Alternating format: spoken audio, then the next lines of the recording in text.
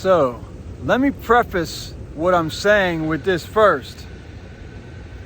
The American Medical Association, which is represented by two flying serpents basically wrapped around a stripper pole, the American Medical Association of the United States of America, has an industry based upon ruining people's lives using drugs. And they will tell you that I am crazy, mentally ill. And honestly, that's why Social Security Administration of the United States of America has put me on disability, because I'm mentally ill. And I'm thankful for that. I now have a guaranteed life of poverty here in my home country of the United States of America. Okay, so the control of human beings using the elements. Look at the periodic table of chemistry. Alchemists. Throughout humanity, the existence of humans on Earth, people use substances to alter their mental states. Some people use it for recreation. Some people use it to try and gain balance in this world of chaos. And guess what? Some people are given quote-unquote medication against their knowledge or against their will or without their consent. Now, where would this possibly happen? Well, it can happen anywhere. And since the coronavirus, when the entire world was shut down, different building maintenance peoples across the world have installed systems within buildings where certain rooms in certain buildings are pumped full of certain gases. There's a reason why some people didn't want to come back to work after the pandemic, because they knew what was happening and they weren't quite sure how they would handle it, both for themselves and their mentality, or their family members who they hide it from, or the general public who they hide it from. Now, who's responsible for that? Well, let's just say maybe it's not the American government. Let's blame it on institutions and agencies outside of government, because they've done it worldwide, not just in the United States.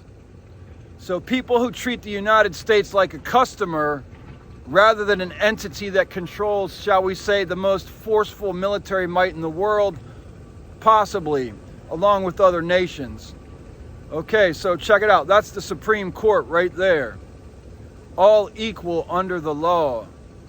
So if you're above the law, you know what's going on. If you're below the law, you kind of don't. Or you just know a little bit. Or what you can figure out and fathom with your own mind that's not permitted to know everything. So when the first major world experiment started, they began using gases during World War I as a way to control or destroy human beings and populations. Chlorine gas, for instance. Chlorine is a common product used in swimming pools, house cleaners, bleach. Chlorine gas is what's called mustard gas. It's a neurological agent that was used in World War I, and that's when people started using gas masks to see if it could protect them from death or from the neurological damage that chlorine gas does. Chlorine is on the chemistry periodic table. Anytime you want to find the root of any of these modern drugs, alchemists, you look at the periodic table of chemistry. That periodic table of chemistry is a copyrighted information for science. Science is part of higher education. Master's degrees. The masters, well, the doctors are the new masters. So you look at ancient language, you look at modern language, linguistics. But let's go back to the language thing. The elite plan to control the world uses money and chemicals. That's the elite plan to control the world. A lot of people are upset with the police in the United States of America. A group called NWA came out with a song on their album Straight Outta Compton in 1989 called Fuck the Police. Now you come to a city like Washington, D.C., where the police aren't all white, or most of the quote-unquote white police have lots of tattoos, or their parents do. And then they start making the noise so you don't hear. So basically, a lot of people came here to figure out what's going on. And so the elite plan is to use chemicals to control the population. And honestly, they start it oftentimes if you're incarcerated or if you're in the military. But they started on children now too, and they call it medication.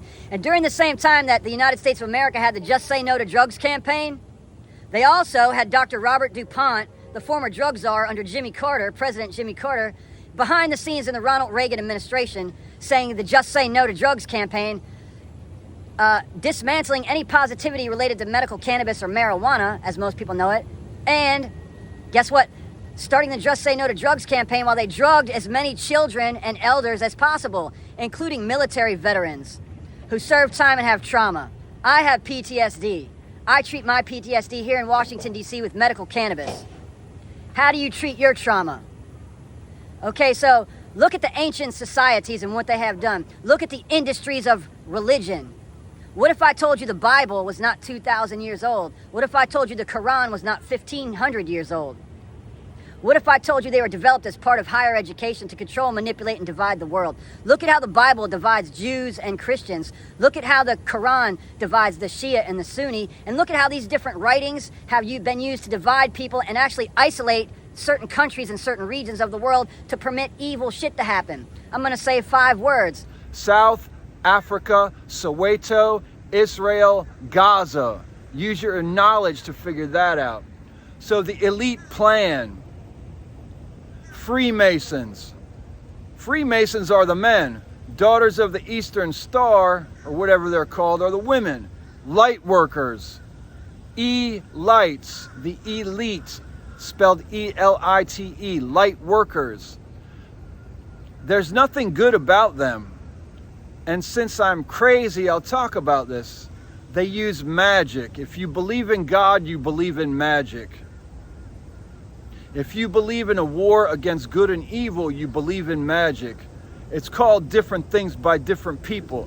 James Brown sang about it in a song many, many years ago, and he is known as the Godfather of Soul, unlike Chuck Brown, who here in Washington, D.C. is known as the Godfather of Go-Go. Go-Go is the official music of Washington, D.C. It's not hip-hop, it's not rap, it's not R&B, and it's not soul. It's different. You should listen to Go-Go. Chuck Brown and the Soul Searchers, Junkyard Band, Rare Essence, and Experience Unlimited. That's where you start. You might want to start with the song Doing the Butt How, because that whole twerking thing, guess where it's from? DC Go-Go. Doing the butt how, do what you want to do. I can't tell you how to catch a groove. So, with that all being said, you know, see, like, we got strange stuff going on in DC. Look at this stuff, you know. So, like, anyways, you look at all these factors, the plan of the light workers. You have to look at this movie that was put out a few years ago called Inception, starring Leonardo DiCaprio, who's actually a force for human rights and healing the planet. Thank you for your work, among other artists who do the work. So, you look at what's being done to the population of the United States and now the population of the world, and you wonder how it's all done. Is it airborne lithium? What is Xanax? No one talks about the fact that Xanax is the second biggest killer behind opioids. A lot of people complain about police violence in this country. Let me tell you something. Attorney Ben Crump, who is known worldwide for his efforts to change everything for the better on the planet, reported just this week on his Instagram that the police kill an average of 1,000 to 1,300 people every year in the United States. Well, that sounds terrible in a way. However, the modern medication industry kills more. Alcohol kills more. People driving cars kill more people than police. So the whole song by NWA is from, how many years? 35 years ago, 1989. That's the same year I saw Public Enemy play here when they were on the Takes a Nation of Millions to Hold Us Back tour. Public Enemy was playing coliseums in every other city, but here in Washington, D.C., they played the old 930 Club at 930 F Street. They've since moved over to a new location, which is over where the WST Music Hall used to be, which also used to have hardcore shows back in the 80s. And now it's the 930 Club. But back in the day, the 930 Club was about as big as pick your friend who has the biggest living room that you know, that you've ever met. That's about as big as the 930 Club. So a lot of bands were playing huge concerts all over the world, but when they come to DC, they play a club about the size of a living room. That's what Washington, D.C. is, and that's what they do.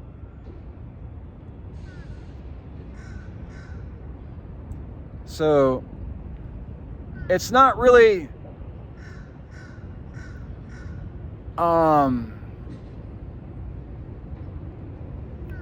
it's not really fully understood what's going on quite by anyone now, except for the people who planned it. And there's a lot of strange things, including time travel, going on that I don't fully understand, but I've observed it.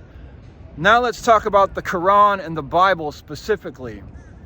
When I was reading the Quran last year, 2023, over at the Starbucks by the White House at 17th and Pennsylvania Avenues, Northwest, the Quran changed. The text somehow changed on October 9th.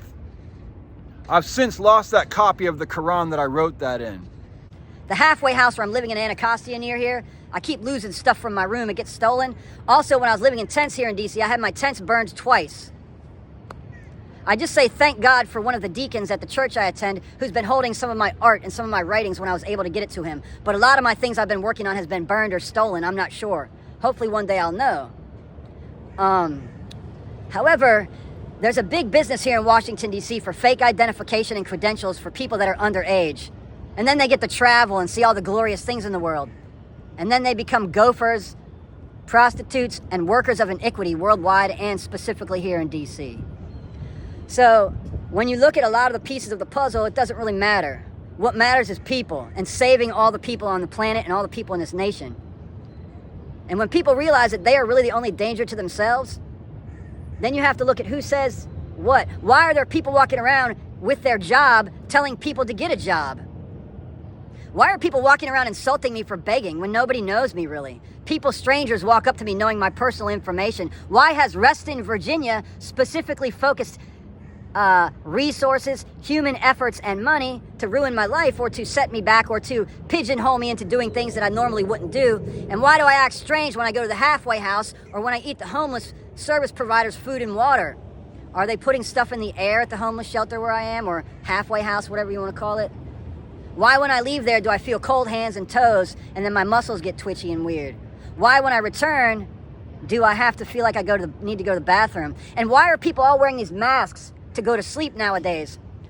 I'm guessing at night there's chemicals that can open your air breathing passages to make you breathe better. Perhaps those are stimulants. And depressants perhaps close down your alveoli in your lungs so it's harder to breathe. Who cares? Hey, this is just a little bit of information. Today is August 21st, 2024. Peace.